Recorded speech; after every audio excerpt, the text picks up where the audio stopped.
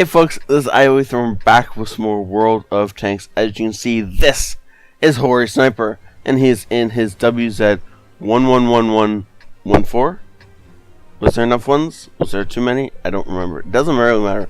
And I don't care to go back and figure it out. So, this is a tier 10 game on Fisherman's Bay, and yeah, we're in the tier 9 tank. So, obviously not top tier. His buddy is in the Mini Mouse over there as Balzar? Baz? 2001? Bala? Sure.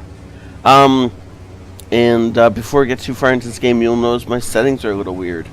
I normally run this game in colorblind mode. I can't today. Every time I try, it crashes.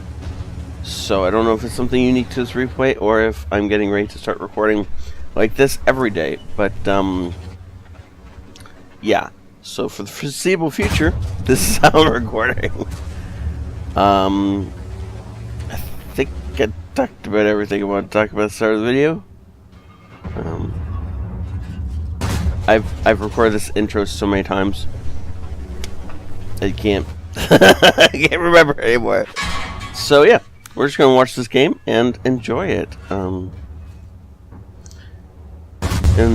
yeah. I've forgotten now. So, start of the game comes out working really well. This ridgeline is really powerful if you have gun depression.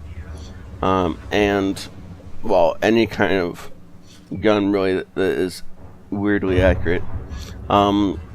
If and the enemy team crosses in the open, of course, and that does help a lot. Now it is really useful on either side of the board, so it doesn't matter which side you spawn on. You get up to this ridgeline, you can just shred the enemy team.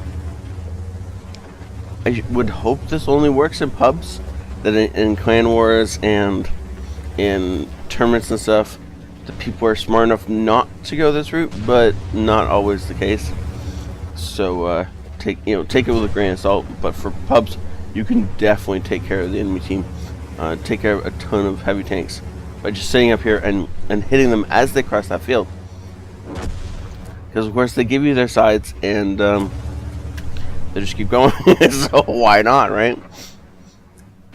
Now the only problem is, of course, that these bush lines aren't really bush lines, and as much as technically, yes, you're behind a bush, they are short enough that most people get spotted at some point when they're firing through these things, unless you are extremely small and playing extremely cagey. So just, take this all with a grain of salt as for where you want to be positioned and what you want to be shooting at and stuff like that. But so far, these two are doing really well for themselves, and they have. Ooh, nice shot on the 50 TP. No, Bowers is burning. I don't know how much he was burning for, but looking over and seeing a Mini Mouse just engulfed in flames is oddly not what you want to see when it's on your team. And I'm really hoping he brought a fire extinguisher, and that was just the effects of us looking at exactly the wrong time kind of thing. Now we are almost out of ammo. Okay then. So, note to self: if you ever want to kill a T-54 light tank or lightweight, all you have to do is shoot it in the side with AP round from a WZ-11114, right? I mean, obviously, why didn't we all know this? Oh, nice tag. That shot was actually really well done. The fact that he's shooting AP and not APCR means that he had to lead that shot more than he'd, a Centurion X would have had to lead its APCR round, and it still managed to land it, and in the side of a T10, mind you. That was a well done shot and really enjoyable to watch. The heat shell also took some skill to aim. Yeah, it's heat. It's going to go through as long as it hits something that's not, tracks or gun. However, they travel slower than your average shell. So the fact is that since he was so far away from that target, he really did have to predict where the guy was going to be in, you know, a couple seconds. Because otherwise you're just never going to hit that shot. It's so weird looking at these tanks in red and not in blue. Because, of course, I play the game in colorblind mode too. I don't just render, you know, do these recordings in colorblind mode. So this is like a whole new way of me watching this game. It's just weird. My eyes keep going, these are the wrong color. Well done, sir. A lot of times when you're in it and you get, you know, people in these heavy tanks with good armor and good health, they don't charge positions and they don't attack. They just sit back and snipe. And these tanks are brawlers. You really do need to get up close. Now, obviously, you need to do it in such a smart enough way that you're not going to get dead on the way to the enemy tanks. But you do still need to push forward and, you know, keep moving forward. Otherwise, you get into sniper games, and you know the TDs are always going to win those things. They're designed for it. You know, they're made for it. This thing is made to keep moving, and so as long as you can keep moving, you'll be okay. Is he gonna? He's gonna hit through that little slot. That poor waffle target thought he was safe. Nope. Just don't hit the tracks. Good job. And that is game. Well done, sir.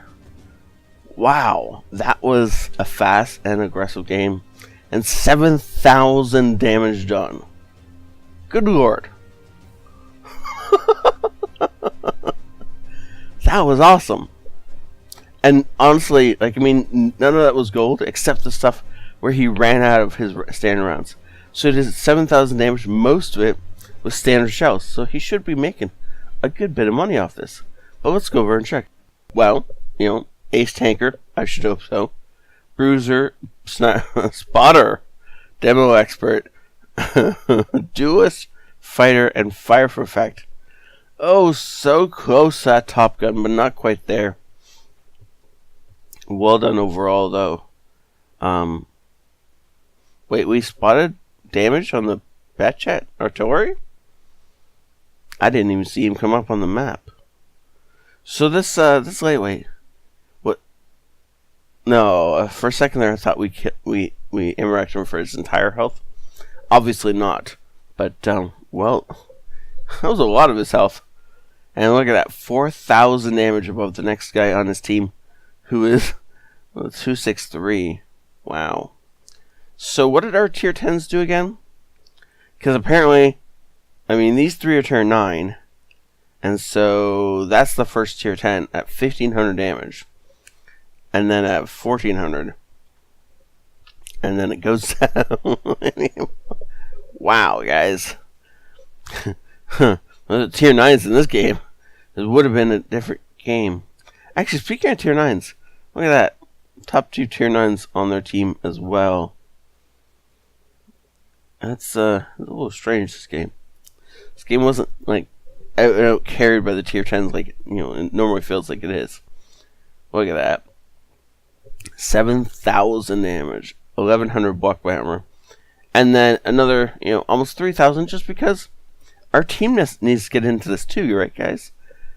Unfortunately, not running a premium account, so didn't make as much money as he could have.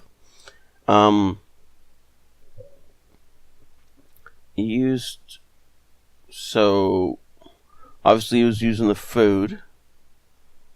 Did we get set on fire at some point and I didn't notice? And we used an auto repair kit, or did he have a large repair kit on and I didn't notice? I don't know. Somebody help tell me. I mean, obviously you guys can go replay the video. I'm not gonna though. But good job overall. This was a great game. I mean, obviously I wish you made money off this, but considering how close he came, if he hadn't been, you know, running 2 premium consumables, he would have made money off this game. And that's really, you know, that's cool too. But this is what he was going for, I'm sure. And of course, this Well done, sir. Thank you so much for saying this in. This was a joy to watch, and I can't wait to see your next one. We'll see you next time. Thank you all for watching. This is ioEther out.